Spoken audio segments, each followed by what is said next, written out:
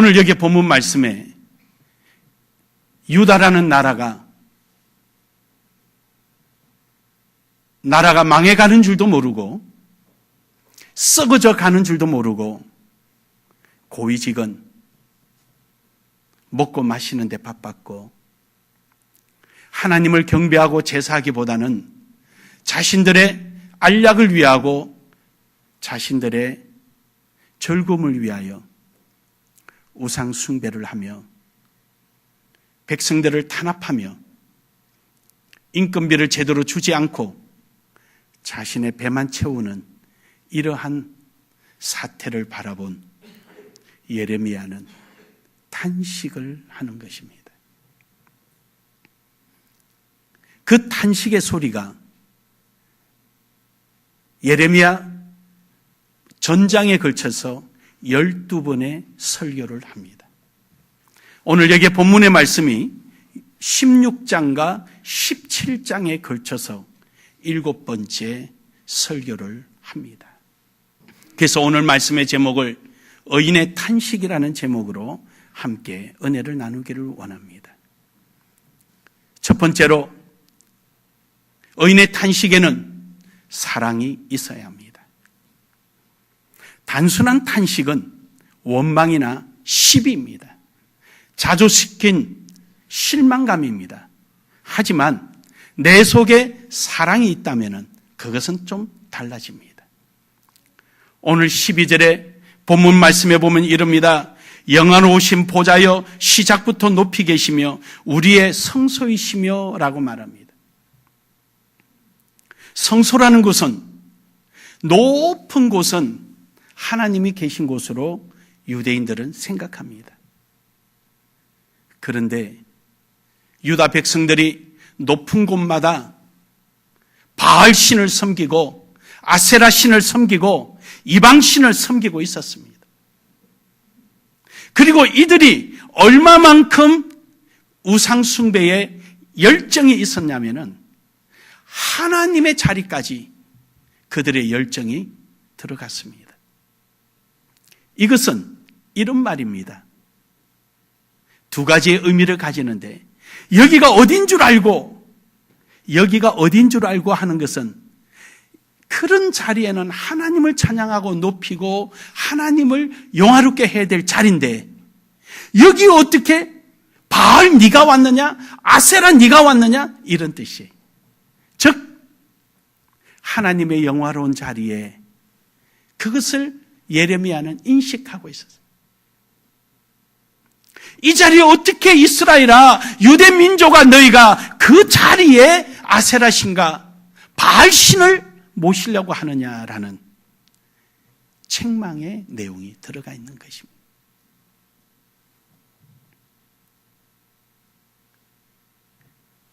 예레미야는 하나님을 너무너무 사랑했습니다. 그리고 유다 민족을 너무너무 사랑했습니다. 사랑하였기에 그의 탄식은 그들에게 깨우쳐주고 바로 가고 현재의 현 주소를 지금 현재 있는 이 자리를 바로 깨닫기를 원하는 마음에서 나오는 탄식입니다. 목적 없이 대안 없이 떠들어대는 소리가 아니라 그는 진정으로 사랑하는 마음이 그 속에 있었습니다. 자기를 포기했습니다. 자기 권리를 포기했다는 것입니다. 왜냐? 예레미야 16장에 보면 하나님께서 예레미야에게 이릅니다. 너는 결혼도 하지 마라. 아이도 놓지 마라. 애경사 집에 가지도 마라. 인간의 가장 행복에 추구할 수 있는 가장 근본적인 것이 무엇입니까? 결혼입니다. 사랑하는 사람과 함께 늘 있는 것, 이것이 인간에게서 최고의 행복 추구권입니다. 그래서 전쟁이 일어나더라도 징병을 할 때 결혼한 사람에게는 가능한 한 그들의 최소한의 행복을 누릴 수 있는 시간만큼을 딜레이 해줍니다. 기다려줍니다. 이것을 하나님 하지 마라 그러십니다.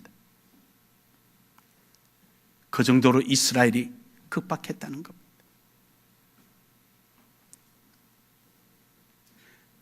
자식을 두지 말라는 겁니다. 자식이 도리어 슬픔의 원인이 되기 때문이었습니다. 애경사 집에 가지 마라. 그 자리에 하나님의 심판이 임함을 당하게 되거나 당한 결과를 보게 되기 때문입니다. 여러분 얼마나 비참합니까?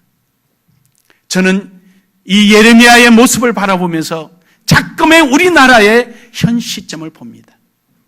여러분 10만이 촛불 들었으면 뭐하고 20만이 모였으면 뭐하고 150만이 모였으면 뭐합니까?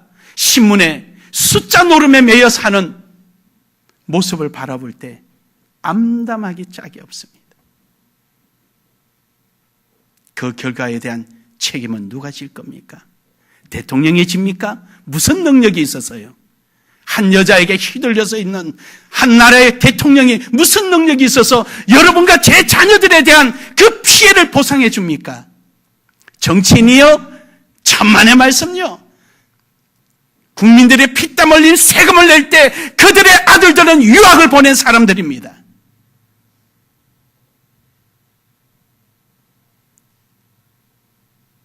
사랑하는 여러분, 오늘 여러분과 저는 우리 자신과 교회를 위하고 우리 자녀들을 위하여 하나님을 사랑합시다. 우리 민족을 사랑합시다. 우리 자녀들을 사랑합시다. 이 사랑이야말로 이 나라를 구하고 이 민족을 하나로 만드는 유일한 길입니다. 예레미야는 자기 민족을 너무너무 사랑했습니다. 하나님을 너무너무 사랑했습니다. 그러기에 그는 결혼도 포기하고 자녀 두는 것도 포기하고 친구 간의 관계도 잘라버리고 오직 그는 사랑하는 마음으로 유다 민족을 향하여 절규하는 것입니다.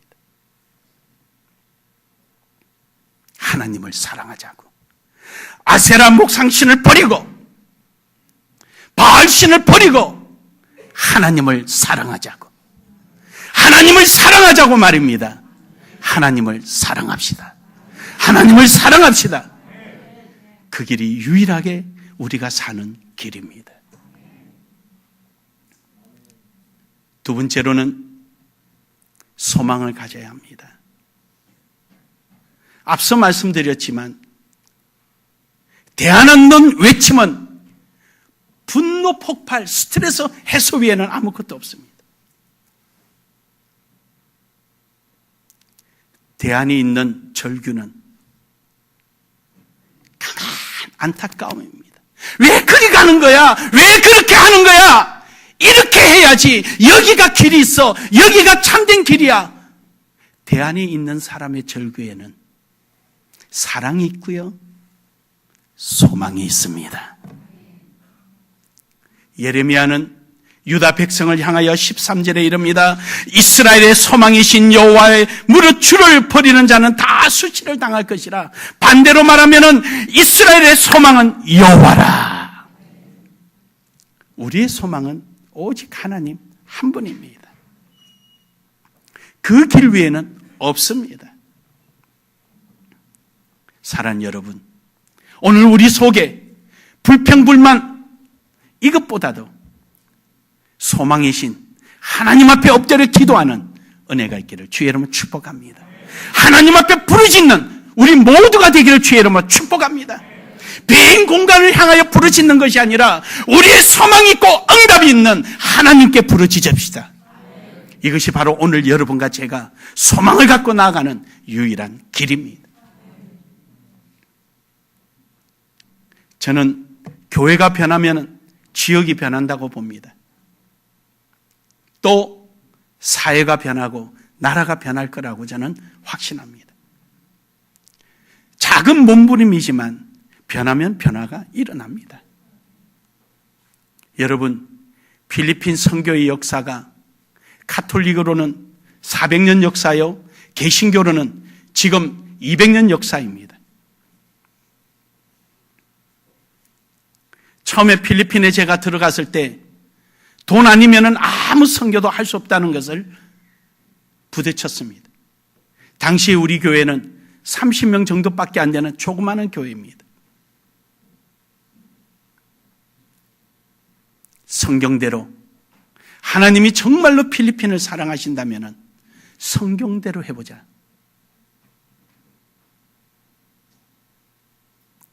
그것이 오늘에 이르러서 필리핀에 우리가 학교와 교회를 세울 수 있었던 것은 돈으로 한 것이 아니라 바로 이러한 하나님의 소망 가운데서 이루어진 줄로 믿습니다.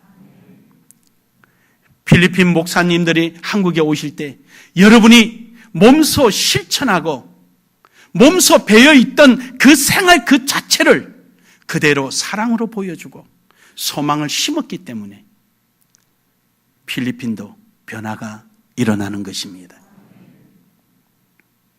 저는 많은 사람들이 필리핀 분들도 제게 물어요. 왜 필리핀을 이렇게 사랑하느냐? 왜 필리핀을 선교하느냐? 필리핀 분들이 물으면 제 답은 내가 필리핀 사람이라서 그렇다 그래.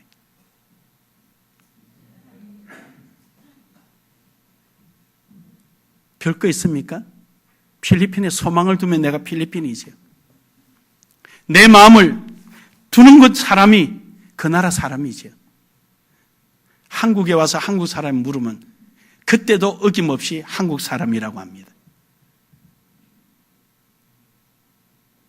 어디에 마음이 두느냐? 어디에 소망이 있느냐? 예레미야는 아직도 그의 마음 속에는 이스라엘을 사랑하고 하나님을 사랑하며 하나님께서 이 이스라엘에 하나님의 소망이 있다라고 믿고 있었습니다. 그 소망대로 이루어졌습니다. 이스라엘은요, 인간적인 생각을 가졌습니다. 소망을 이들은요, 자기의 지적인, 자기의 정치적인 능력에 두었습니다. 하나님께서 바벨론을 통하여 몽둥이 짓을 하면은 이 몽둥이 짓이래 죄송합니다. 몽둥이를 때린다고 한다면은 이 몽둥이를 막아보겠다는 겁니다. 무엇으로? 애굽과 외교적 노력을 해서 정치적으로 막아보겠다는 겁니다. 하나님이 그들이 애굽을 방패로 삼는다고 하나님의 몽둥이가 그렇게 힘이 없습니까? 아니요. 인간의 가장 강함보다 하나님의 가장 약함이 강하고요. 인간의 가장 지혜로움이 하나님의 가장 무지한 것보다 더 지혜롭습니다.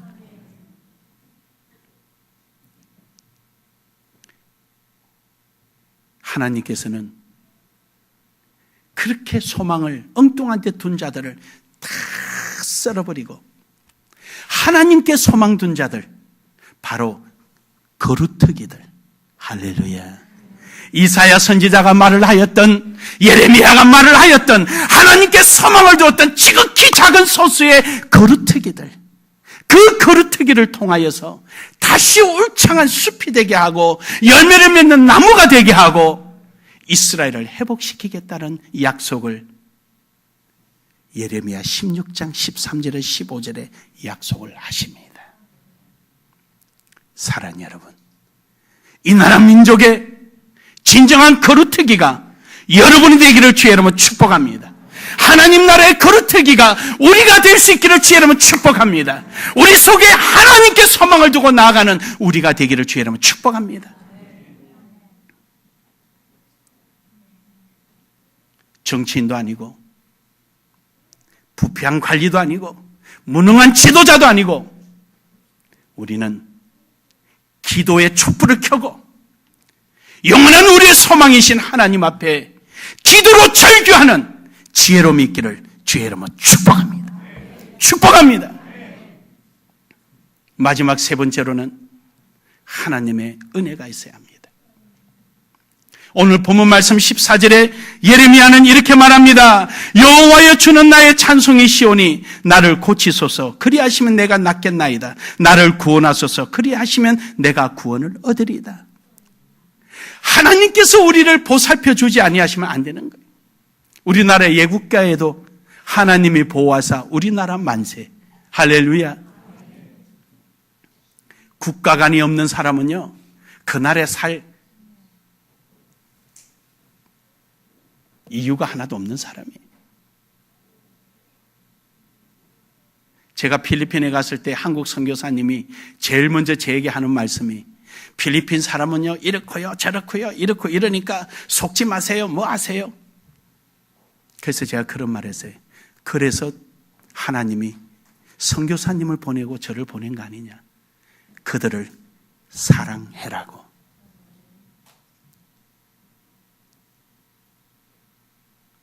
이 나라의 국민이라는 게 무엇입니까? 국민에게는 책무가 지어집니다. 책임과 의무가 주어집니다. 그럴 때 권리가 주어지는 것입니다. 미국 사람이 아무리 여기 와서 책임과 의무를 다해도 권리 없습니다. 대한민국 국민이기 때문에 의무와 책임이 있고, 그리고 권리가 주어지는 겁니다.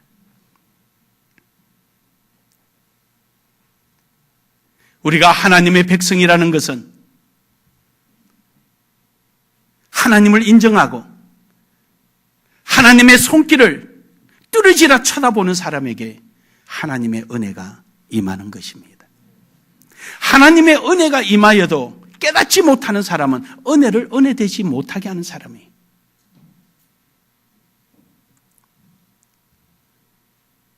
나라가 썩은 것이 아니라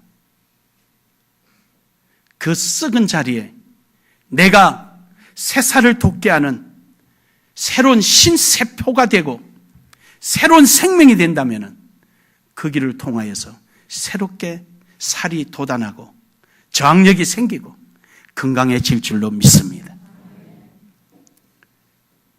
바로 그 일에 하나님의 은혜로 말미암아 여러분과 제가 시작이 될 수 있기를 주의 이름으로 축복합니다. 필리핀에서 선교할 때 신학교를 운영하는 어느 한국 선교사님이, 목사님, 필리핀 사람은 절대 무릎 꿇고 기도하지 않습니다. 자기가 신학교에서 아무리 해볼래도 안 되더라는 거예요. 그래요. 문화는 달라도 성경의 내용은 동일할진데 왜 그랬을까? 그럼 무릎 꿇을 줄 아는 한국 사람만을 위한 성경이냐? 나는 그렇지 않다고 봅니다. 그리고는 한번 바기오에 있는 호텔에서 세미나가 있었습니다. 그 호텔에서 세미나를 하는데 그 선교사님이 함께 왔습니다. 목회자들이 한 7, 80명이 모였습니다. 그러니까 가바얀 호텔이라는 곳인데 목회자들이 무릎을 꿇고 두 손을 들고 지자 외치면서 눈물을 흘리며 기도를 하는 보고는 이 선교사님이 무릎을 툭 꿇고 하나님 제가 잘못했습니다. 기도를 해요. 끝나고 나서 선교사님, 목사님 제가 잘못했습니다. 제가 지금까지 10수년 선교를 잘못했습니다. 우리가 그렇게 기도하는 동안에 자살하려고 왔던 여자 의사가 그 호텔에서 자살을 하려고 호텔에서 있다가 옥상에서 시끄러우니까 뭔가 하고 왔다가 은혜를 받고 나와서 간증하기를, 나 오늘 자살하려고 여기 왔는데 오늘 이 세미나에 은혜 받고 내가 다시 집에 돌아가서 열심히 의사로서 생활하겠노라고 그때 통역을 저기 앉은 슬리나 목사님이 했어요. 얼마나 감사한지. 그분이 어디서 뭘 하는지 모르겠어요. 어쨌든 하나님의 은혜가 임하면 못할 일이 없습니다. 하나님이 함께 하시면 능치 못할 일이 없습니다. 오늘도 여러분, 인간의 힘도 내가 할 수 있는 것도 중요하지만 할 수 있는 그 일에 하나님의 은혜가 임할 수 있기를 주의 이름으로 축복합니다. 올해 우리 교회 주제가 창조입니다. 크레딧, 재창조. 내가 가지고 있는 거에다 하나님의 은혜가 보태게 되면은 하나밖에 안 되는 나의 능력이지만 하나님의 은혜가 보태게 되면은 새로운 창조 10개가 되고 100개가 될 수도 있습니다. 나는 무능하지만 하나님의 은혜가 임하면은 지혜로움이 넘쳐날 줄로 믿습니다. 주변에 있는 목사님들은 우리 교회를 보고 미라클, 기적이라고 말합니다. 저는 그렇게 생각하지 않습니다. 하나님의 은혜입니다. 우리가 지금 이 교회를 지을 때 전부 다 짓다가 중단한다 그랬습니다. 근데 이 대각선에 있는 3층짜리 건물보다도 우리 건물이 70%, 저기는 한 30% 정도밖에 안 됩니다. 그런데 둘 다 똑같이 건축을 시작했습니다. 우리가 먼저 끝났습니다.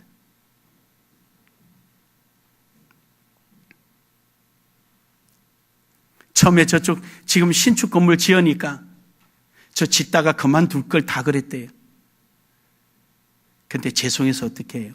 하나님의 은혜가 임하니 더 아름답게 지어지는 거예요. 우리가 많이 있어서가 아닙니다. 가진 것 가지고 크든 작든 최선을 다하려고 노력하니 하나님께서 복 주셔서 하게 하시고 하나님 은혜 주셔서 하게 하시고 할렐루야. 우리가 많아서 작은 교회를 섬기고 이웃 교회를 섬기고 목회자를 섬겼습니까? 할 수 있는 만큼인 겁니다. 하나님에 대한 뜨거운 사랑이 있고 소망이 있으면 은혜가 임합니다. 지금까지 수백 명의 목회자들이 나눔의 교회 3주씩 훈련받고 지나갔습니다. 그럴 때마다 하나님의 은혜의 손길이 임했습니다. 사랑하는 여러분, 오늘도 주의 은혜에 붙들린 우리 모두가 되기를 주의 이름으로 축복합니다. 축복합니다. 결론적으로 예레미야의 이 절규는 오늘날 여러분과 저의 진정한 절규가 될 수 있기를 소망합니다. 하나님을 사랑하고 이웃을 사랑하고 그 가운데 소망을 두고 주의 은혜를 바라보는 이러한 절규로 나아갈 때 바로 여러분으로부터 시작되고 여러분을 통하여 역사되어지고 나눔의 교회를 통하여 확산되어지는 하나님의 역사가 있을 줄로 믿습니다. 오늘 이 시간에 우리 한번